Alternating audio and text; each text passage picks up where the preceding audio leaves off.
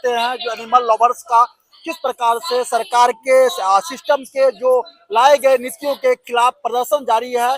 मैं कहना चाहूंगी कि इस वक्त जो सरकार है उसका ध्यान पर्यावरण और उन सब चीज़ों से हट गया है। हम लोग तरक्की के विकास के नाम पर जिस तरह का डिस्ट्रक्शन कर रहे हैं, मास डिस्ट्रक्शन हो रहा है, उससे आज मान लिया कि दिल्ली में कुत्तों के ऊपर बात आ रही है, कहीं पर किसी पे जानवर पे आ रही है, कहीं बैल पे आ रही है, कहीं तो ये सिलसिला कहीं रुकने वाला नहीं है, क्योंकि कॉन्फ्लिक्ट है मैन और नेचर के बीच में। हमें उसको बैलेंस को मेंटेन रखना है। और हो क्या रहा है कि हम अपने मुद्दों से भटक रहे हैं। हमें कुछ को लगता है कि कुत्तों को बचा ले तो सब बच जाएगा, किसी को लगता है गाय को बचा ले तो बच जाएगा, किसी को लगता है ये नहीं। ये एक सृष्टि का बैलेंस है, बिल्कुल इकोसिस्टम का पार्ट एक इकोसिस्टम के पार्ट है सब चीजें। और हम सिर्फ विकास के नाम पे, अर्बनाइजेशन के नाम पे, सिर्फ ह्यूमन डेवलपमेंट, सिर्फ इंसानों के बारे में नहीं सोच सकते हैं। ये हम ह्यूमन सेंट्रिक होते जा रहे हैं, सब चीजें ह्यूमन सेंट्रिक हो रही हैं। और उसी का कारण क्योंकि ह्यूमन सेंट्रिक हो रहे हैं, इसीलिए कभी जजमेंट आ जाती है अरावली में माइनिंग कर दीजिए 100 फीट से नीचे, उसका मतलब पूरी अरावली खत्म हो जाएगी, अरावली खत्म हो जाएगी, ठीक है ना। कभी कोई बोलता है, उठ जाते हैं मंत्री, जब अनपढ़ लोग हमारी सत्ता में बैठ जाएं तो फिर हम ऐसी बातें सुनते हैं कि अरावली की वजह से प्रदूषण है, अरावली को हटा दे तो प्रदूषण खत्म हो जाएगा, ठीक है ना। गर्मी नहीं है, अब हमें ज्यादा लगने लग गई है।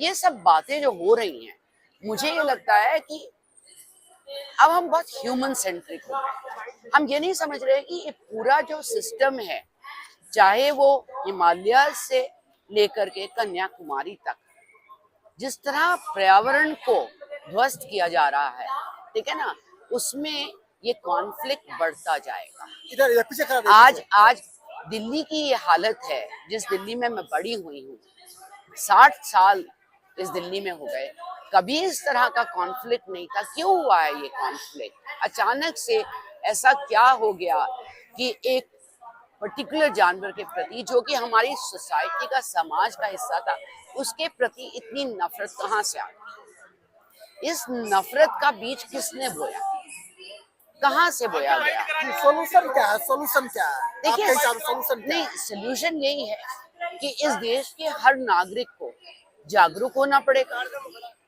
अपने वातावरण के प्रति, अपने आसपास के प्रति।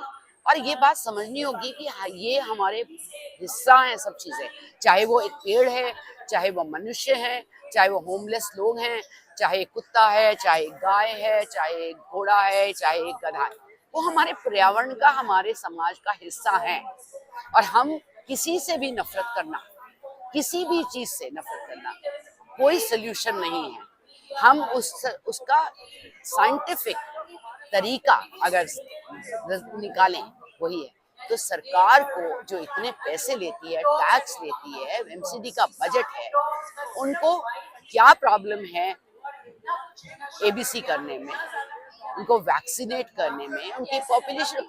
ये कूड़े हटाइए, कूड़ेदान हटाइए, ढेर हटाइए कूड़े का। आप ब्रीडिंग को बैन कीजिए, जो इलीगल ब्रीडिंग हो रही है उसको बैन कीजिए, जो उससे अबैंडनमेंट होती है उसको बैन करिए, पेनल्टी लगाइए, हाई लाइसेंस फी रखिए। और सर्टेन ब्रीड्स जो हैं, जो कि छोटे छोटे घरों में नहीं रह सकती हैं, जो कि जहाँ की बातें कर रहे हैं लोग, संगम विहार और खानपुर और चिराग दिल्ली, और मैं आपको ले चलती हूँ, एक एक कमरे के अंदर बड़े बड़े पिटबुल्स और हस्कीज की ब्रीडिंग हो रही है। पुलिस और सरकार उसके प्रति क्यों नहीं, एमसीडी उनके अगेंस्ट एक्शन क्यों नहीं लेती?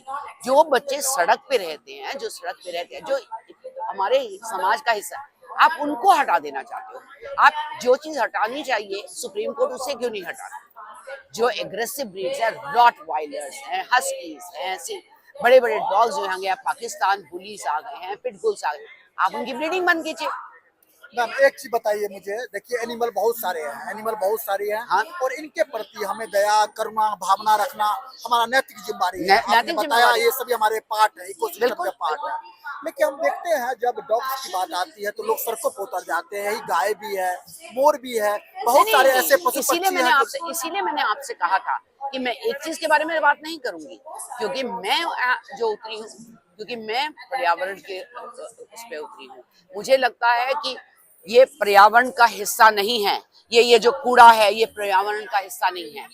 मैं इसके खिलाफ हूँ। आप इसको हटाइए, इन कूड़े के ढेरों को हटाइए। आप इतना एक्सेस खाना मत अवेलेबल कराइए कि डॉग्स पैक्स में वहां बैठ जाएं। आप उनको फ्रेंडली होने दीजिए ताकि वो हम पे डिपेंडेंट, जो डॉग हम पे डिपेंडेंट, देखिए क्या कारण है डॉग की पॉपुलेशन बढ़ने का।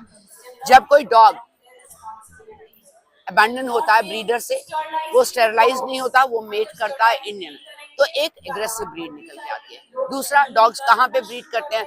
जहाँ कूड़े के ढेर हैं। तीसरा, जो डॉग ह्यूमन फ्रेंडली नहीं है, अगर हम ये कूड़े के ढेर हटा दें, हम उनको फ्रेंडली होंगे। फीडर्स को फीड करने दीजिए, क्योंकि फीडर्स नहीं होंगे तो एबीसी खत्म हो जाएगा। जितनी एबीसी होती है इस शहर के अंदर, वो फीडर्स कराते हैं। आप उन फीडर्स को हटाना चाहते हैं, पॉपुलेशन बढ़ जाएगी, क्योंकि डॉग्स जो हैं वो, और अगर आप डॉग्स को हटाएंगे तो कैट्स की, रैट्स की, सबकी पॉपुलेशन बढ़ेगी। आप एक बैलेंस मत खराब करिए, आप साइंटिफिकली सोचिए। सरकार क्यों नहीं उस एमसीडी को खींचती? कोर्ट्स एमसीडी से कोई सवाल क्यों नहीं पूछते हैं कि स्ट्रे एनिमल्स क्यों घूम रहे हैं? क्या एमसीडी ने पिछले 25 सालों में क्या किया है? मैं जानना चाहती हूँ, एमसीडी का 25 साल का पैसा कहाँ है? नहीं, आप एक एनिमल, आप कॉन्फ्लिक्ट देखिए। अरावलीज खत्म करने से क्या लेपर्ड्स नहीं बाहर आए? वो नहीं मरे दिल्ली के अंदर? कॉन्फ्लिक्ट तो सब जगह, स्नेक्स नहीं निकल के आ रहे हैं, उनको नहीं मार रहे हैं लोग। कॉन्फ्लिक्ट सब जगह है, आप उस कॉन्फ्लिक्ट को बढ़ा रहे हैं, आप हवा दे रहे हैं कॉन्फ्लिक्ट को। ये आज डॉग है, कल आप किसी और एनिमल पे आएंगे, परसों किसी और एनिमल। ला ला के चिड़ियाघर में और जू बनाएंगे प्राइवेट, वहां जाके बच्चे देखेंगे। सिर्फ सिर्फ वनतारा में रहेंगे जानवर, और कहीं नहीं रहेंगे। खत्म कर देंगे आप सृष्टि को, निकोबार आइलैंड को खत्म करके सब भेज देंगे आप वनतारा। बिल्कुल पर्यावरण को बचाना सरकार की प्राथमिक दायित्व हम है, तभी बचे, प्राइमरी टास्क है। हम तभी बचेंगे, इंसान तभी बचेंगे जब पर्यावरण बचेगा। कोविड इस बात का प्रूफ है हमारी लाइफ में।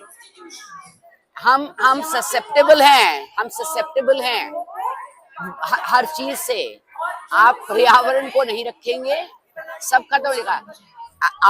आप इतने महान नहीं है इंसान कि हम ही रहेंगे, और ये सृष्टि सिर्फ हमारे लिए नहीं बनी है। ऐसा कहीं नहीं लिखा ऊपर वाले ने जब हमें बनाया था। ये हमें पूरे बैलेंस पिरामिड के सबसे ऊपर रखा था। हमें सोचने, समझने, दिमाग, बोलने, सब कुछ करने की शक्ति दी थी, क्योंकि उसने सोचा था कि हम इस सृष्टि को बचा कर रखें। हमें गलत फहमी हो गई है ओवर द इयर्स कि हम सृष्टि के दाता हो गए। हम ही यही हैं, हम ही। तो हम अपनी जो बुद्धि है और बोलने की शक्ति है और सारी जो विचारधारा है, वो फोकस कर रहे हैं अपने ऊपर। हम भूल गए हैं कि हमें ये सब मिला था इस सृष्टि को बचाने के लिए। बिल्कुल, हम इसको अपने आप को तहस नहस सुप्रीम करने के पावर लिए ना नहीं। समझे। अगर सृष्टि के साथ खिलवाड़ करेंगे तो निश्चित ही विनाशकारी परिणाम आएंगे, निश्चित ही विनाशकारी परिणाम आएंगे, और आ रहे हैं, आ रहे हैं, आ रहे आ रहे हैं। इतने सारे डिजास्टर जो हो रहे हैं, ये कहीं ना कहीं इसके बैड इफेक्ट हैं। बिल्कुल, जो जोली मठ में हुआ, जो अर्थक्वेक आते हैं, जो आपकी सुनामी, इसलिए आ रहे हैं क्योंकि आपने पर्यावरण को बर्बाद कर दिया है। क्यों ये वॉर हो रही है? इससे पर्यावरण को नहीं फर्क पड़ रहा? ये वॉर होनी चाहिए। क्यों इतना गोला बारूद इतना जो जलाया जा रहा है? जो टैंकर्स 3 मिसाइल से, उनका ऑयल लीक जो हुआ है ओशन के अंदर, उससे पर्यावरण को फर्क नहीं पड़ रहा, उससे इंसानों को नहीं फर्क पड़ रहा। तो मैं सिर्फ ये कहना चाहती हूँ, अपने एक पावर के लिए, कुछ थोड़े से उसके लिए, अगर आप पर्यावरण के साथ छेड़छाड़, ये लोगों के खिलाफ वॉर करना, थोड़ी सी जमीन और थोड़े से टेरिटरी के लिए चढ़ाई, दुश्मन है, ये सभी दुश्मन है। जी, बड़ी अच्छी अच्छी बातें बताई आपने। और यहाँ पे कुछ यूथ हैं, आइए बताइए। कुछ यूथ हैं, उनसे भी हम बात करते हैं, आइए। दिल्ली के जंतर मंतर पर आई है, क्या संदेश देना चाहेंगे? पहले रेपिस्ट को पकड़ो, चोरों को पकड़ो, मर्डरर्स को पकड़ो। जानवर तो बहुत इजी टारगेट है, गवर्नमेंट को तो इजी टारगेट्स ही पसंद है। तो भाई इजी टारगेट्स को छोड़ो, जिनको लोगों से असली थ्रेट है उनको पकड़ो पहले, उनके बाद आप जानवरों पे आओ तो थोड़ा सेंस भी बनाएगा कि ठीक है डॉग्स आर किलिंग देम, वो भी सेंस बनाता नहीं है। बट कुछ तो उनका बेस बने ना कि वो कुछ काम कर रहे हैं जेन्युइनली, उसके बिना तो कुछ फायदा ही नहीं है। तो this is what I have to say, that unless until they catch rapists or thieves or murderers, this is completely invalid. लेकिन एक चीज देखते हैं हम, जो आज एनिमल बहुत सारे हैं इस पर्यावरण में, इस एनवायरमेंट में, लेकिन डॉग्स के प्रति लोग ज्यादा डेडिकेट है।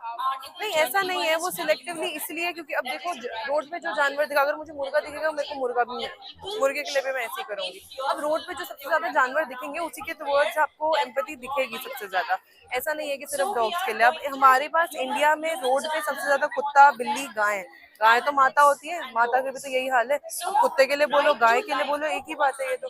अब सड़क पे जो कुत्ता या फिर जो जानवर हमें लगेगा कि नीडी है, अब हम तो वहीं पे कर सकते, बिकॉज जो सड़क पे जानवर रह रहे हैं उनके लिए कोई लॉज नहीं है। जो किसी के बंदी बन के हैं, जैसे मुर्गियां किसी के शेल्टर या कूप में होते हैं, उनको हम कहाँ से बचाएं? तो क्या होना चाहिए आपके हिसाब से, क्या सोल्यूशन सरकार को लाना चाहिए? सरकार को लाना चाहिए कि भाई तुम पहले तो अग्रेसिव डॉग्स अगर उनको लग रहे हैं, जस्ट इन केस, पहले बात तो कोई भी डॉग बिना किसी बात के अग्रेसिव होता नहीं है। Even if the dog is aggressive, they should make sure कि वहाँ पे क्या दिक्कत हो रही है, वहाँ पे खाना डॉग को ढंग से मिल रहा है, और मतलब क्या लोग उसको तंग कर रहे हैं। अगर वैसा भी कुछ नहीं है तो फिर मे बी शेल्टर्स बनाए जाए सिर्फ कंफर्म्ड और certified by vets aggressive dogs के लिए। अदरवाइज नेदरलैंड्स में कंप्लीटली डॉग इरेजल हो गया है। क्यों? क्योंकि उन्होंने टाइम से कराया है स्टेरिलाइजेशन एंड एवरीथिंग।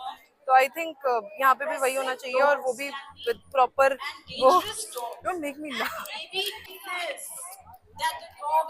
और क्या समस्या है? मेरा नाम आरिफा है, मैं जसोला से आई हूँ। सिर्फ ये चाहती हूँ कि जितना हमारा रहने का अधिकार है जमीन पे, इनका भी रहने का अधिकार है। हमारे बनाए हुए नहीं है, ये ऊपर वाले के बनाए हुए बच्चे हैं, इनका भी रहने का अधिकार है। हम लोग खाना खिलाते हैं, जो यहाँ राक्षस बने हुए हैं वो खाना नहीं खिलाने देते। वो अगर एक कुत्ते ने काट दिया तो सारे कुत्ते की गलती है क्या? नहीं ना।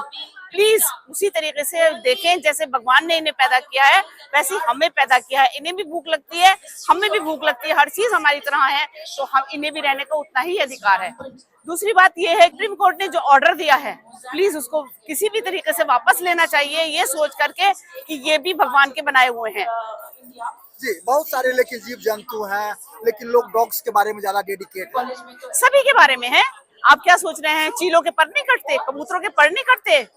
चीलों के, कबूतरों के, चिड़ियों के शिकार होता है, बिल्लियों का मारा जाता है, कुत्तों का भी मारा जाता है, पर कुत्तों को तो भगाने की भी बात कर रहे हैं ना। लेकिन हम देखते हैं दिल्ली की सड़कों पर गाय माता, जो हमारी हाँ जी, बिल्कुल बिल्कुल, बहुत बुरा हाल है, बुलंद कर रहे हैं, बुरा हाल है। बहुत बुरा। उसके लिए लोग नहीं आते हैं प्रोटेस्ट में। प्रोटेस्ट में आने का क्या है, क्योंकि वो अगर कोई प्रोटेस्ट में आता है तो उसका अलग इशू बन जाता है, इसलिए नहीं आते हैं। और कुत्तों को तो मारा जाता है, कुत्तों के साथ रेप किया जाता है, कुत्तों के साथ ज्यादा बलात्कार तो गाय के साथ भी कर रहा है बंदा, जो राक्षस रूपी बंदा है, उसे कह सकते हैं। जो राक्षस है वो गाय माता के साथ भी बलात्कार कर रहा है। लेकिन क्या करें, वो तो पापी लोग हैं, वो पापी लोग हैं, बिल्कुल पापी लोग हैं। वो इंसान के रूप में वो राक्षस है। इंसान के रूप में बाकी वो राक्षस हैं, उन्हें समझ नहीं है वो राक्षस है। और ये इस तरीके से फैसला जो हुआ वो वापस होना चाहिए, प्लीज वो वापस होना चाहिए, मेरी रिक्वेस्ट है ये।